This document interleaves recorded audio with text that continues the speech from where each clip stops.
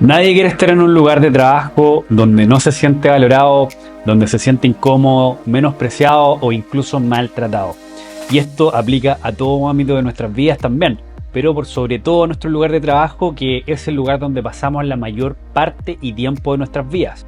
Mi nombre es Enrique Sangüesa, abogado, y te quiero ayudar con este video para que puedas salir de esta zona, para que puedas salir de este trabajo que te está torturando y maltratando, pero sin que pierdas tus derechos, sin que pierdas tus años de servicio, sin que pierdas tus indemnizaciones y sin que el empleador quede impune por los distintos motivos que te llevaron a querer renunciar. Mi objetivo es que te paguen todas las indemnizaciones que correspondan con los consecuentes recargos legales. Y esto lo vamos a lograr con la figura del autodespido o despido indirecto. ¿Qué es esta figura del autodespido o despido indirecto? Básicamente es una forma de dar término a la relación laboral o contrato de trabajo de forma unilateral por parte del trabajador. En este sentido, esto es muy similar a lo que es una renuncia, solo que los motivos que generan el término de la relación contractual o laboral son imputables al empleador y generan distintas consecuencias que necesariamente deben ser reparadas o indemnizadas por el empleador, y más aún con considerables recargos legales que van desde un 50 hasta un 80% adicional, producto de la gravedad de estas mismas conductas. ¿Cuáles son las causales que puede el trabajador invocar para configurar lo que es la figura del autodespido? Primero que todo, hay que tener en claro que cualquiera que sea la causal, esta debe ser imputable o atribuible al empleador, y además se debe fundamentar o sostener en hechos reales. En simple, estas causales se deben a que el empleador hizo algo mal o producto de su culpa, negligencia o impericia se generaron distintos hechos vulneratorios o vejatorios, y de estos te voy a nombrar algunos. La primera de estas es la falta de probidad. La probidad, en términos generales, es la rectitud y moralidad a que tiene que ajustarse la conducta humana o ética en el plano o ámbito laboral. Una conducta que falta la probidad puede ser, por ejemplo, que el empleador se ponga a modificar las cláusulas de un contrato cuando ya está firmado por el trabajador y modifique ciertos elementos o parámetros sin la voluntad del trabajador. Otra causal son las conductas de acoso sexual en el trabajo, lo que da para hablar una eternidad, y es necesario analizar de forma detallada y específica todo el universo de conductas que configuran esta causal. Otra de estas causales son las vías de hecho, que en simples palabras se traduce como maltrato físico, golpes, empujones, garabatos, ofensas, injurias y en general actos negativos de carácter vejatorio realizados por el empleador hacia el trabajador, que pueden afectar la integridad física, psíquica y la honra del trabajador. Otra causal son las conductas inmorales del empleador, es decir, contrario a la moral y las buenas costumbres, lo que da para un debate extenso para determinar cuáles configurarían esta causal. Otra causal que lamentablemente ha proliferado estos últimos años es la causal del bullying o el del acoso laboral, un universo complejísimo que también es necesario analizar dentro de los próximos videos. Actos u omisiones o imprudencias temerarias que afectan la seguridad o el funcionamiento del establecimiento, a la seguridad o a la actividad de los trabajadores o la salud de estos mismos en el desempeño de sus funciones. Incumplimiento grave de las obligaciones que emanan del contrato de trabajo, como por ejemplo no pagar las cotizaciones previsionales, no pagar las horas extras o no pagar ciertos bonos que con el tiempo, por su permanencia, se consideran obligatorios.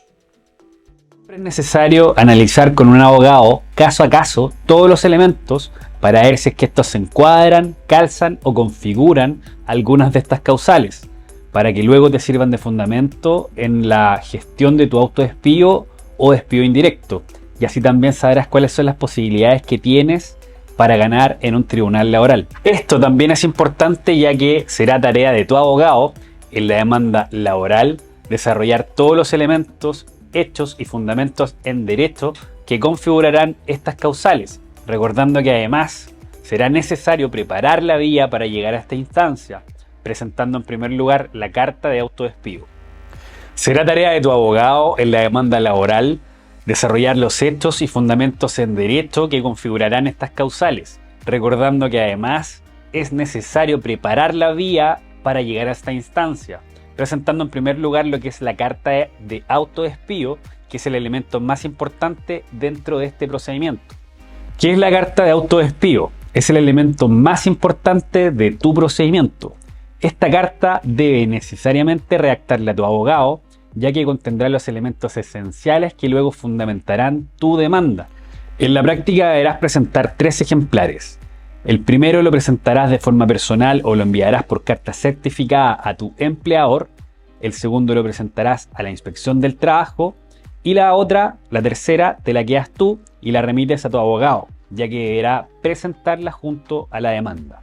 ¿Qué pasa si ganas esta demanda o presentación de autodespido?